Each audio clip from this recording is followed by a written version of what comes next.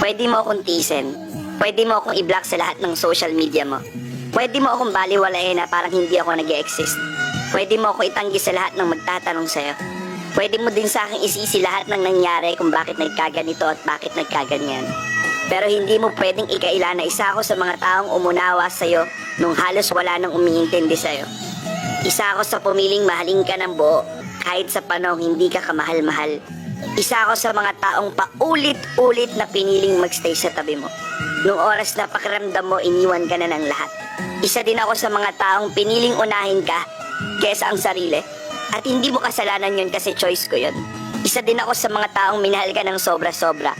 To the point na wala na akong inisip kundi ang mapasaya ka. Lubos ako nagpapasalamat dahil sa mga oras na pinili kita, kapalit ay kasiyahan ng aking puso.